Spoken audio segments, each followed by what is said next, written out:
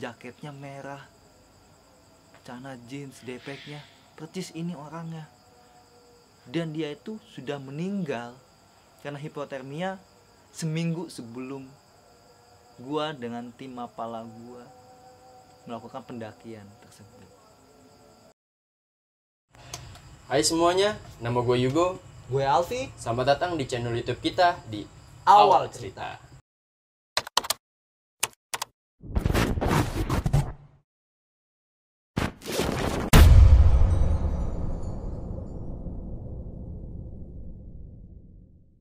Di sini kita akan bercerita tentang pengalaman-pengalaman misteri yang pernah dialami oleh beberapa narasumber. Di video pertama kita ini, mungkin gue yang akan pertama kali akan membagikan sebuah kisah pada kalian semua tentang pengalaman gue saat pendakian di Gunung Gede. Mau tahu ceritanya seperti apa? Ini awal ceritanya.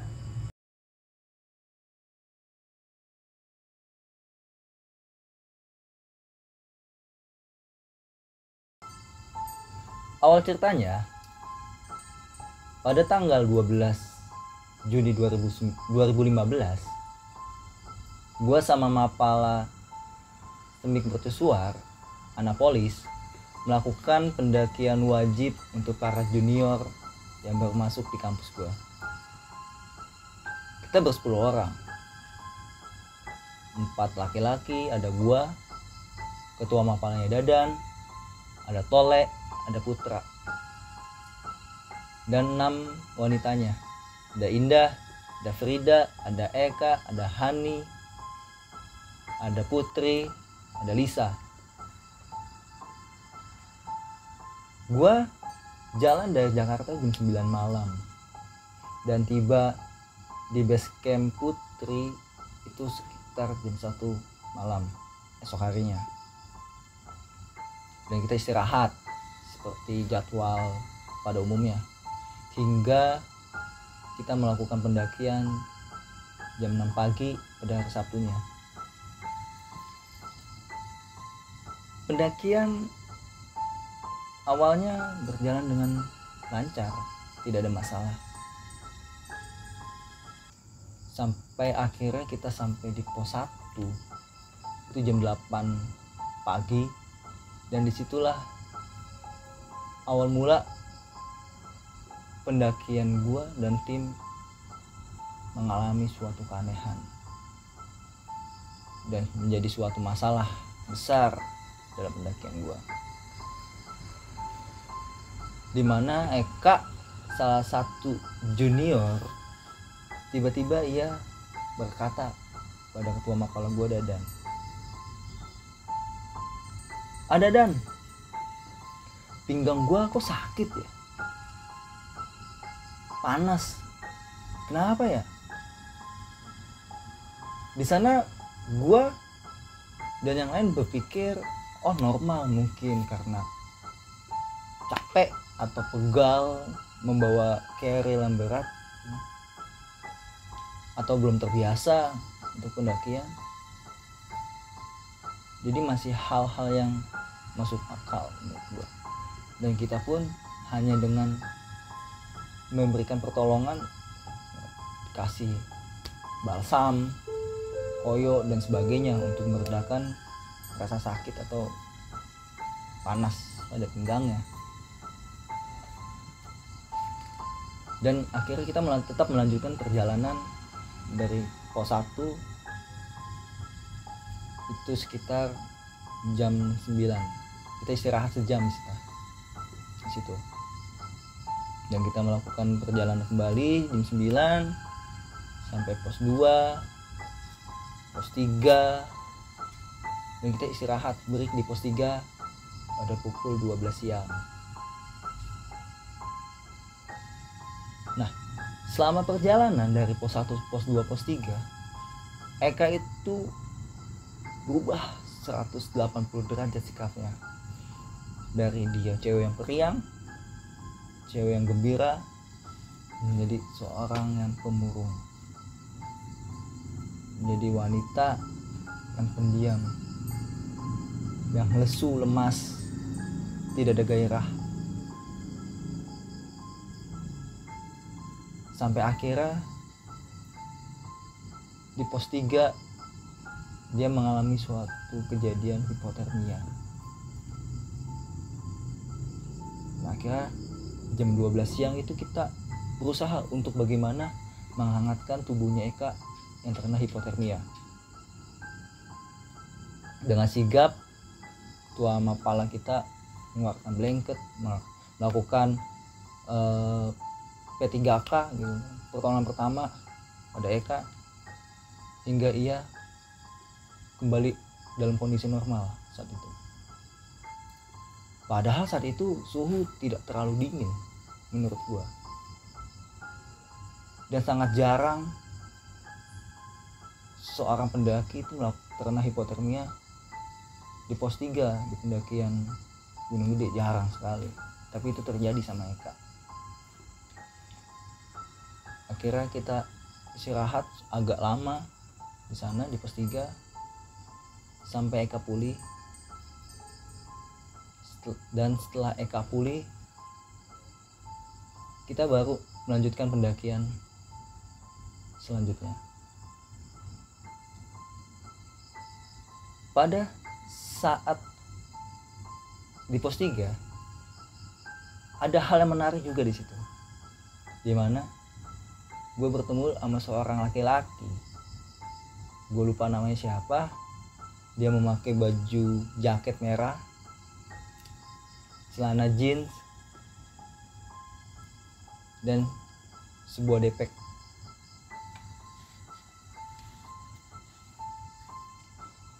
Di saat itu gak ada yang aneh dengan laki-laki ini. Biasa saja seperti pendaki pada umumnya. Tapi dia sangat perhatian dengan wanita yang bernama Eka. Saat Eka hipotermia, Eka dirawat, Eka ditolongin juga sama dia. Bersama Dadan berusaha untuk membuat Eka pulih gitu. Kita jujur sangat terbantu oleh laki-laki itu. Seakan-akan seperti ia sudah kenal lama dengan Eka. Dan kita melanjutkan pendakian sekitar pukul 2 siang dari pos 3. Dan kita sampai di persimpangan Maleber itu sekitar pukul 5 sore. Dan di situ lagi kejadian janggal yang terjadi pada Eka. Tiba-tiba Eka berjalan di persimpangan Maleber menuju jalur yang dimana jalur itu nggak boleh dilewati oleh pendaki, tidak boleh dilalui oleh pendaki. Tapi Eka mengarah ke jalur itu, yang dimana sudah ada peringatan keras untuk tidak ke sana. Dengan sigap gue langsung manggil Eka dan menariknya. Kak, lu mau kemana? Lu mau kemana jalan ke situ?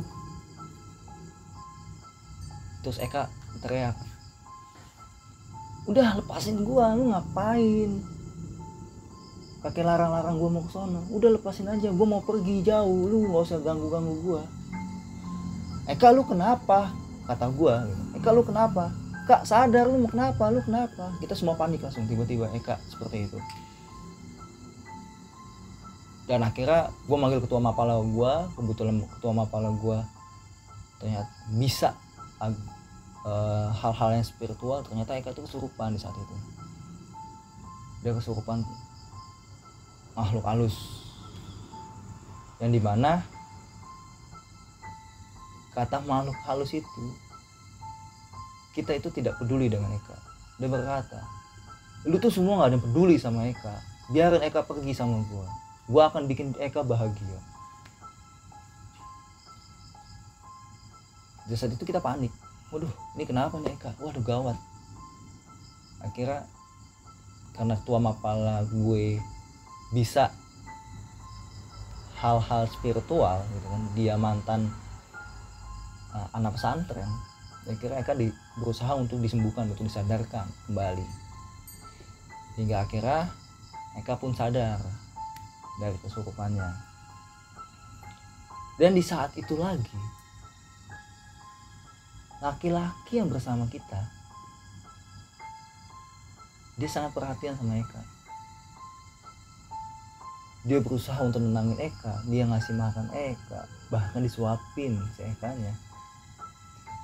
Dan yang gue inget, makanan yang dikasih sama laki-laki itu ikan teri kacang, dan Eka sangat menyukai itu.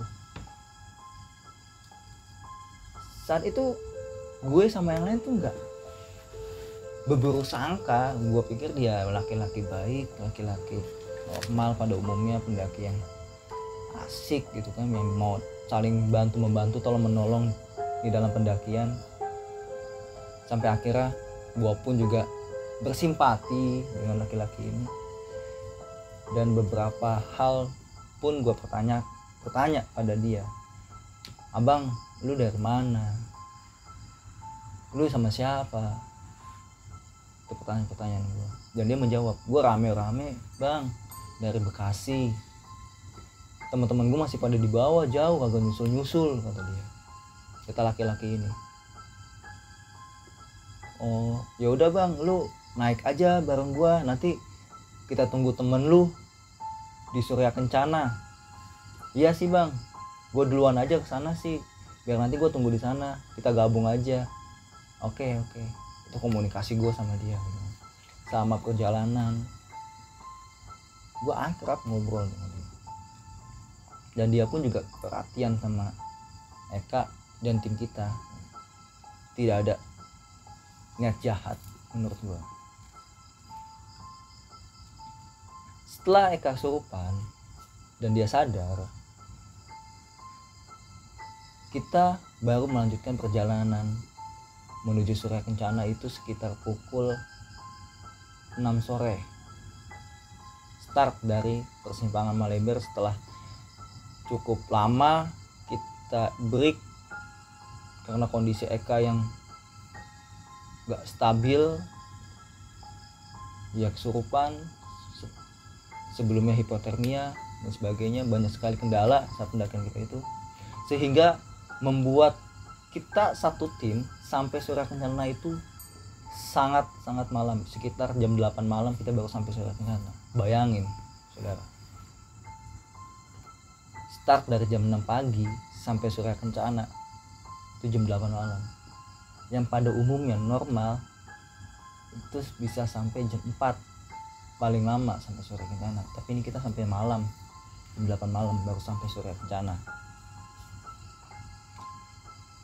Dan cuaca di Surya Kencana pun gak mendukung ternyata. Di sana terjadi badai yang sangat kencang, hujan badai gelap gulita, yang dimana sehingga kita nggak bisa yang jadwal atau dalam rundownnya kita ngecamp di sisi barat, akhirnya kita ngecamp di sisi timur Surya Kencana. Kita langsung mendirikan tenda di situ karena kita takut dengan kondisi cuaca yang nggak bagus. Kita takut Eka bisa terjadi hipotermia lagi. Kita langsung sigap membangun tenda dan sebagainya. Benar saja, Eka mengalami hipotermia untuk kedua kalinya di Surya Kencana. Dan akhirnya kita sibuk fokus terhadap Eka. Semua wanitanya kita kumpulkan dalam satu tenda untuk menghangatkan tubuh Eka yang benar-benar sudah parah hipotermianya. Dan untuk tim laki-lakinya membangun tenda sebagai membangun tendanya yang lain, dan membuatkan makanan dan minuman yang hangat untuk Eka. Sampai akhirnya ternyata gak hanya hipotermia yang dialami Eka saat itu. Ternyata ada hal lain yang terjadi. Eka kerasukan lagi pada malam itu di Surya Kencana. Dan kita semua tuh sudah capek, kondisi kita sudah lelah dihadapi dengan kondisi Eka yang beberapa kali sering surupan ditambah hipotermia. Itu yang membuat kita sangat berat itu mengalami kondisi seperti itu. Rasa putus asa, rasa emosi selalu ada gitu kan. Cuman kita berusaha untuk tenang. Dan ketua Mapala kita Dadan pun juga tenang menghadapi masalah ini. Sampai berkali-kali Eka dicoba untuk dikeluarkan, lalu setelah dikeluarkan dia masuk lagi surupan. Bisa terhitung di Surya Kencana dia bisa 3 kali kesurupan. Setelah dikeluarkan masuk lagi, keluarkan masuk lagi. Dan akhirnya gue pun emosi saat itu. Ini apa sih yang terjadi gitu? Gue kesel. Ada apa ini? Ini setan atau ini makhluk halus? Kok rasanya senang banget ganggu Eka gitu. Saat itu gue emosi. Gue orang yang awam tentang hal-hal seperti itu. Tiba-tiba dengan anehnya, dengan rasa dalam hati gue mencoba untuk memegang tubuh Eka, bagian tubuh Eka yang gue pegang pundak belakangnya. Tiba-tiba gue pegang saat itu, entah kenapa gue ingin pegang pundak belakangnya, gue juga nggak tahu. Dan saat gue pegang pundak belakangnya, disitulah Eka berontak. Di saat itulah hantu atau makhluk halus itu berontak. Dan dia marah terhadap gue. Dan dia berkata, panas, sakit, lu gak usah ganggu gue. Itu kata makhluk halus yang merasuki tubuh Eka. Lu siapa? Udah lepasin gue, panas, udah cukup. Dia merasa kesakitan saat gue pegang pundak belakangnya. Dan gue pun gak tahu kenapa bisa terjadi seperti itu. Gue bukan orang yang bisa menyembuhkan orang surupan, gue nggak ahli dalam spiritual apapun atau supranatural ataupun apa, gue nggak ngerti. Tapi situ hal yang aneh saat gue pegang pundak belakangnya, dia panasan dan berontak, marah, dan berkali-kali dia ucapkan, lu semua nggak ada yang suka, nggak ada yang peduli dengan Eka, jadi udahlah lepasin aja Eka. Biarkan Eka pergi sama gue. Biarkan Eka ikut sama gue. Dia akan bahagia sama gue. Yang menurut gue gak masuk akal. Kenapa dia bisa berpikir kita gak peduli sama Eka, padahal kita sahabatnya? Ada apa? Saat itu gue mencoba untuk pancing si makhluk halus ini untuk berkata, kenapa? Gue tuh peduli sama Eka, gue tuh sayang sama Eka, gue sahabatnya, gue temannya. Kenapa lu kok bisa bicara kita semua gak peduli dengan Eka? Akhirnya dia pun bercerita bahwa apa yang dialami Eka sama hidupnya itu ada tekanan-tekanan atau ada masalah yang banyak sekali dia hadapi sama ini, entah masalah keluarga, entah masalah apapun yang mungkin nggak bisa gue ceritakan di sini. Intinya Eka itu sedang banyak masalah, banyak orang di sekelilingnya Eka yang tidak peduli dengan dia, tapi bukan kita, karena kita teman-temannya sangat peduli dengannya.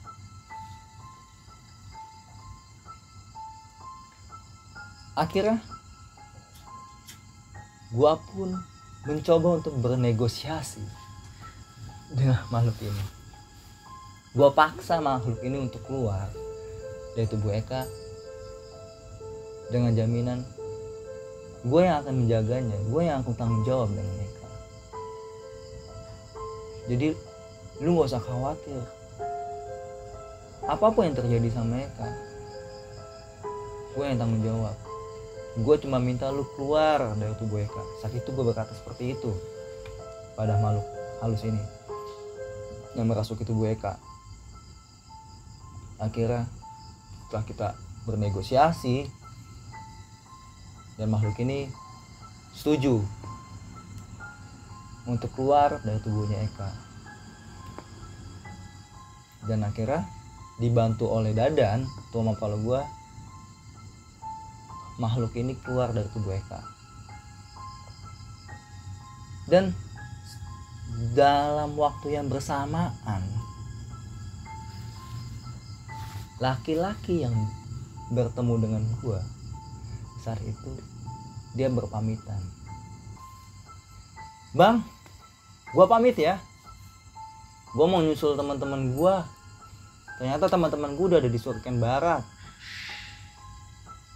Lah, saat itu gue kaget. Dia bilang saat bertemu sama gue teman-temannya jauh, ada di belakang. Dan sekarang tiba-tiba dia bilang teman-temannya sudah ada di Surakencana di bagian barat. Kapan lewatnya? Saat itu jadi pertanyaan dalam diriku. Kapan lewatnya? Perasaan gua dari dia bertemu dengan gua dan teman-teman gua, tidak ada satu gerombolan atau kelompok pendaki pun yang melewati kelompok gua ini adalah teman-temannya. Di saat ini gue bingung, dan gue bertanya sama laki-laki ini, "Lah bang, kapan temen lewat bang? Perasaan kan kita tadi lewat gak ada siapa-siapa bang. Kita jalan gak ada kelompok atau teman-teman ngelewatin kita gitu." Secara logika, kalau teman-temannya dia melewati kelompok kita atau bertemu dengan kelompok kita atau menyusul kelompok kita, otomatis laki-laki yang gue temuin ini ya, mendaki sama gue ini, dia akan mengikuti kelompoknya, akan melanjutkan perjalanannya bersama kelompoknya, tidak tetap stay dengan kita. Itu yang jadi hal yang sedikit aneh menurut gue. Dan selanjutnya dia bilang, "Oh iya bang, gue juga nggak tahu, gue dapat info nih bang, katanya udah ada di sana, ada di Surken Barat," kata laki-laki itu. "Gue mau nyusul nih bang, sorry ya gue pamit duluan. Besok pagi kita ngopi bareng bang di tenda gue ya, gue tunggu." Saat itu dia berpamitan tanpa ada rasa curiga atau apapun. Gue bilang, "Ya udah bang, hati-hati, ini badai. Lu nggak pakai jaket bang." Terus dia bilang, "Gak apa-apa bang, jaket gue tinggal sini aja. Itu kan jaketnya gue pakein ke Eka buat lindungin dia biar dia gak dingin." "Serius bang, gak apa-apa, lu gak pakai jaket, ini badai." Gak apa-apa, gue pakai blanket aja." Jadi dia pergi ke Surken Barat dalam kondisi badai, hanya menggunakan kaos biasa dengan dilapisin blanket dan membawa depek. Menurut gue sangat gak safety. Kondisi badai yang sangat ekstrim, ada laki-laki dari timur, Surken Timur ke barat, cuma menggunakan kaos dan dilapisin sama blanket aja. Menurut gue gak masuk akal. Tapi dia tetap paksa untuk kesana. Ya udah, gua hanya bisa berkata, "Hati-hati bang, semoga lu bisa ketemu sama temen lu." "Oke bang, siap." Dan dia pun jalan. Setelah itu kita fokus ke Eka. Kita jagain Eka jangan sampai dia drop lagi, dia terkena hipotermia lagi. Gue jagain Eka. Singkat cerita,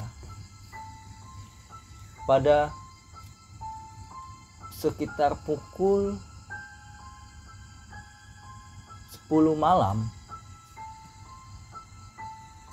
laki-laki itu balik kembali lagi ke tenda kita dengan alasan, sorry bang, gue balik lagi,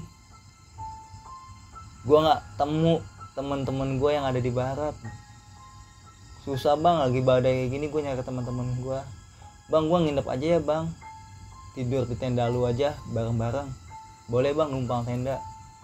Oh ya udah, dan kondisi ekstrem seperti ini kita juga nggak mungkin biarin dia untuk tidur keluar. Akhirnya ya udah, dia tidurlah bersama kita di dalam satu tenda.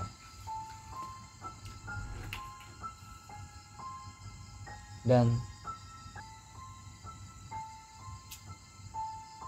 esok harinya sekitar pukul 5 pagi,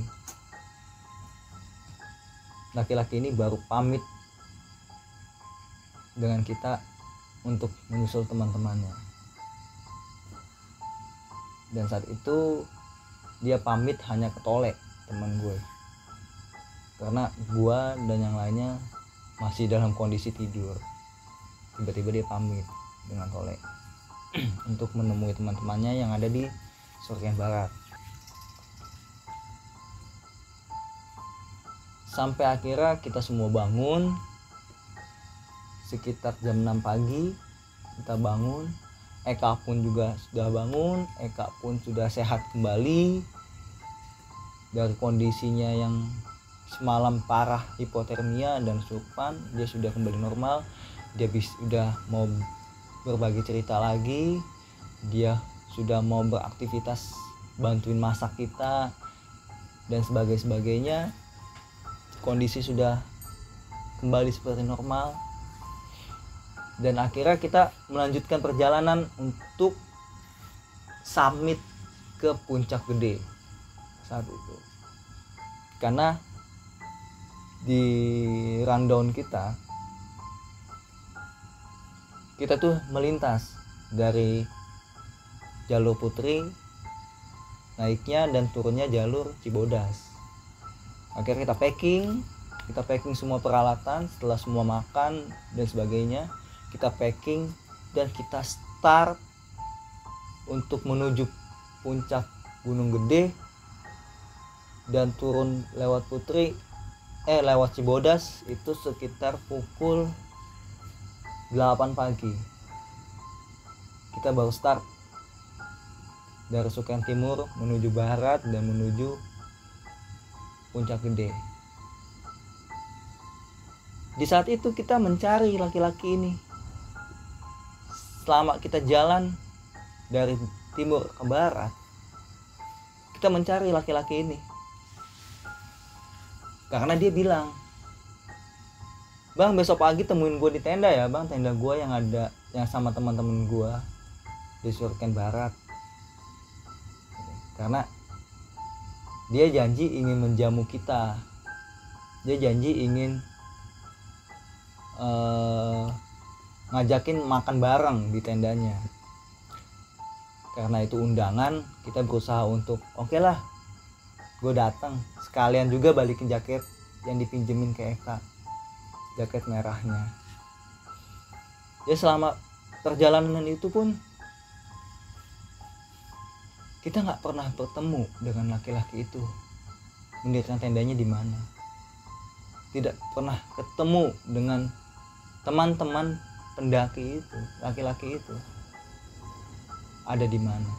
Kita pun sampai berteriak-teriak gitu kan, memanggil namanya saat itu. Gue lupa namanya siapa. Saat itu gue panggil namanya, nggak ada satupun orang yang nyaut. Dan buat lu teman-teman, buat kalian teman-teman yang pernah naik Gunung Gede, kalian pasti tahu dari timur ke barat itu kalau lewat jalur tengah, kita berada di tengah-tengah itu udah kayak gerombolan sultan mungkin ya, yang bisa dilihat dari orang dari sudut mana aja, dari pinggir-pinggiran. Dan kita pun berteriak sangat kencang. Jika laki-laki ini kenal kita, karena semalaman kita melakukan pendakian bareng. Masa iya saat kita lewat di tengah-tengah jalur Surken timur ke barat gak ada, atau dia pun gak mengenali kita, ataupun dia tidak memanggil kita, dan akhirnya sampai kita pintu gerbang pendakian ke puncak gedenya pun kita nggak menemukan pendaki itu dan tempat mendaki itu ada di mana. Ya akhirnya ya udah, kita memutuskan untuk tetap puncak tanpa menemui laki-laki itu. Dan akhirnya kita menuju puncak dari Surken Barat. Dan saat kita dalam perjalanan menuju puncak, Lisa teman kita tiba-tiba dia berubah sikapnya. Yang tadinya dia wanita yang sangat pendiam, dia menjadi wanita yang sangat centil, genit. Saat itu juga dalam waktu yang bersamaan Eka pun kerasukan kembali.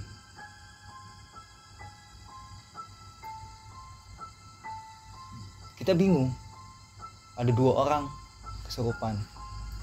Akhirnya ketua Mapala gue ngambil sikap, karena si Eka semalamnya gue yang menangani. Akhirnya Eka diserahkan ke gue, dan Lisa ketua Mapala gue Dadan yang menangani. Di saat itu gue juga pun kesel dengan makhluk yang merasuki tubuh Eka. Gue pun sempat dengan bernada tinggi terhadapnya. Gue bilang sama ini makhluk yang ada di dalam tubuh Eka, lu ngapain lagi masuk tubuh Eka? Bukan nggak semalam udah sepakat lu nggak akan ganggu Eka lagi? Ngapain lu masuk tubuh Eka lagi? Terus makhluk ini pun berkata, gue nggak percaya sama lu semua, gue nggak percaya sama lu semua. Biarinlah Eka pergi sama gue, biarin Eka bahagia sama gue akan jagain Eka, gue nggak percaya sama lu semua. Terus gue bilang, lu muslim bukan sih? Iya gue muslim, kata si makhluk ini, gue muslim. Udah kalau lu emang muslim lu bisa bersahadat, coba gue mau tahu kalau lu emang muslim bisa syahadat enggak? Akhirnya dia bersahadat, asyhadu alla ilaha illallah wa asyhadu anna muhammadar rasulullah. Kalau lu muslim, gue bilang lu harus percaya sama gue. Dan disitu gue bersumpah sama ini makhluk, gue bisa bersumpah demi Allah gue akan jagain Eka. Gue bersumpah sama lu. Nama lu siapa? Terus dia menjawab, nama gue Rini. Ya udah Rin, percaya sama gue akan jagain Eka. Bener ya Wal, lu akan jagain Eka, bener ya? Ya gue akan jagain Eka. Kalau sampai ada apa-apa lu yang gue cari. Oke. Dan akhirnya dengan sepakatan makhluk ini pun keluar dari tubuh Eka. Dan Lisa pun juga sudah kembali normal oleh Dadan. Karena kondisi seperti ini akhirnya ketua Mapala gua pun mengambil keputusan untuk tidak melanjutkan perjalanan untuk turun melalui Cibodas. Akhirnya kita kembali turun ke Surya Kencana dan kita turun melalui jalur Putri kembali. Saat itu kita start untuk turun dari Surya Kencana ke Putri itu sekitar pukul 1 siang. Dalam perjalanan ada insiden kembali. Sebelum pos 3,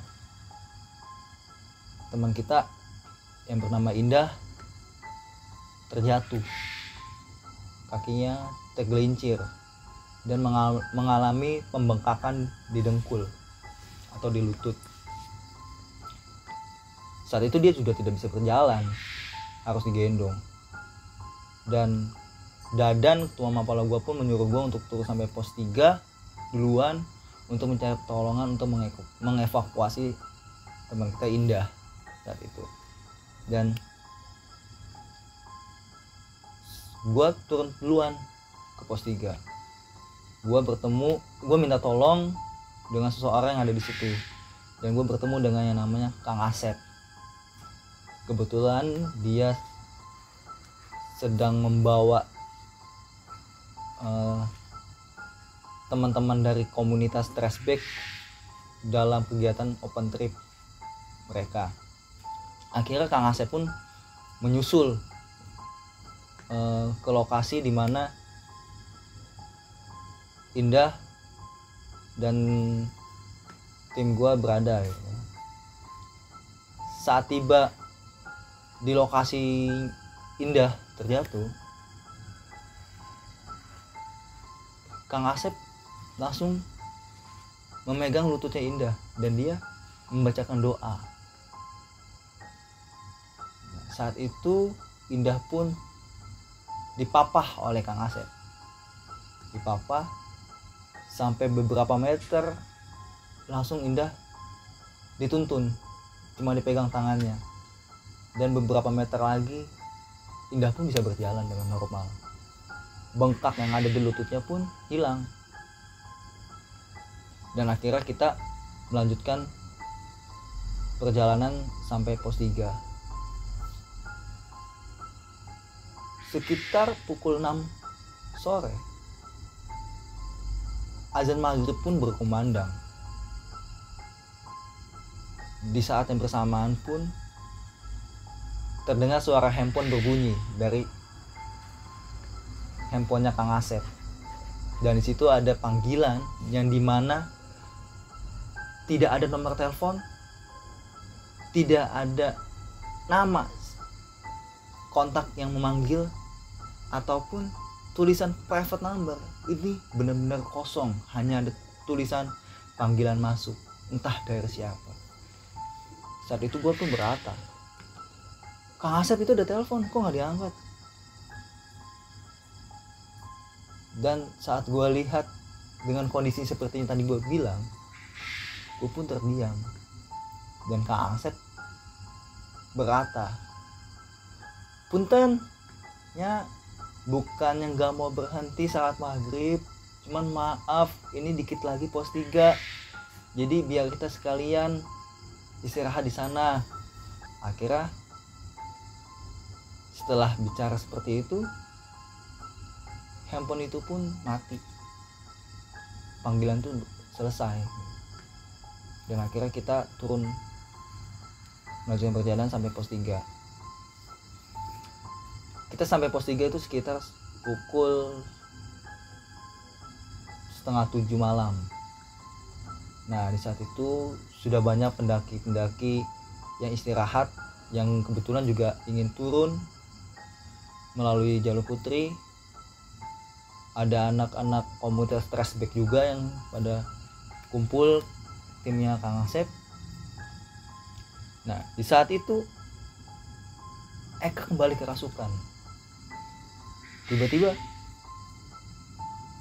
gue merasakan hal yang aneh yang terjadi sama Eka.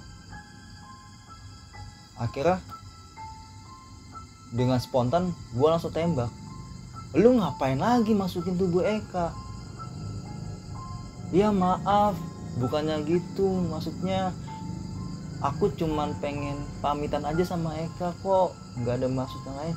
Iya gue paham, tapi lu jangan masukin tubuh Eka terus, kasihan Eka, tubuhnya sudah capek. Iya maaf, aku cuma perpisahan doang kok, habis ini udah nggak akan lagi kok masukin tubuh Eka. Nah saat itu semua orang tuh menjadi sudut pandang gitu kan, satu sudut pandang ke kita gitu kan. Ini apaan sih, ada apa? Tepat di depannya Eka ada orang yang bernama Gogon, dan dia melihat langsung secara dekat depan mukanya Eka. Nah tiba-tiba saat gua minta si makhluk ini keluar dari tubuhnya Eka, si Gogon ini pun langsung terpental terpental dan dia muntah-muntah.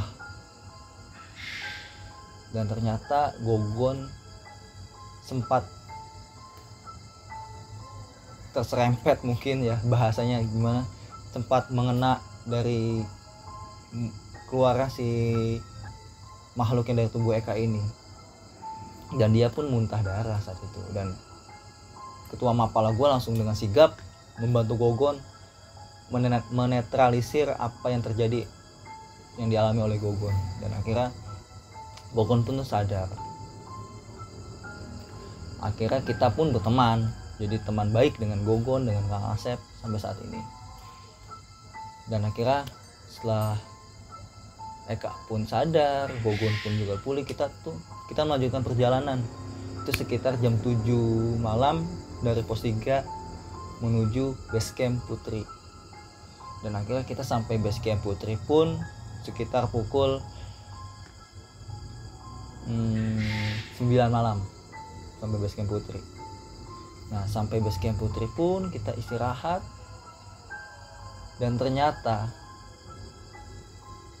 banyak pendaki-pendaki saat itu yang kerasukan di base camp Putri. Akhirnya mendengar kisah-kisah, cerita-cerita dari orang-orang yang ada di base camp Putri. Ternyata saat malam pendakian kita naik itu adalah di mana tanggal atau waktu para makhluk-makhluk gaib itu berpesta, mereka bilang. Karena malam itu malam nisfu Syaban, di mana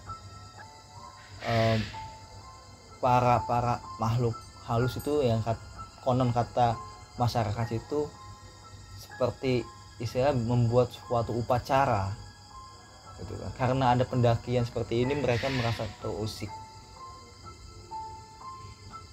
Dan akhirnya kita pun pulang ke Jakarta dengan kondisi seperti tadi. Kita pulang ke Jakarta. Akhirnya kita mendapat kabar seminggu setelah pendakian itu, laki-laki yang kita temuin saat pendakian ternyata adalah korban atau pendaki yang meninggal seminggu sebelum kita melakukan pendakian ke Gunung Gede. Dan gua pun mendapat kabar itu pun juga dari internet. Dan gua bertanya sama ketua Mapala gua dengan tim gua juga yang lain, ini orangnya sama atau bukan sih dengan orang yang mendaki bareng kita yang dekat dengan Eka saat itu? Dan mereka pun, teman-teman gua pun, tua Mapala gua pun juga menjawab, ya sama percis, jaketnya merah, celana jeans, depeknya percis ini orangnya. Dan dia itu sudah meninggal karena hipotermia seminggu sebelum gua dengan tim Mapala gua melakukan pendakian tersebut. Jadi bisa disimpulkan saat itu gua mendaki bersama orang yang sudah meninggal. Oke, sekian cerita dari kita. Jika teman-teman mempunyai kisah-kisah misteri, bisa membagikannya melalui email yang ada di deskripsi. Tapi sebelum itu, jangan lupa kalian like dan subscribe channel kita. See you next time.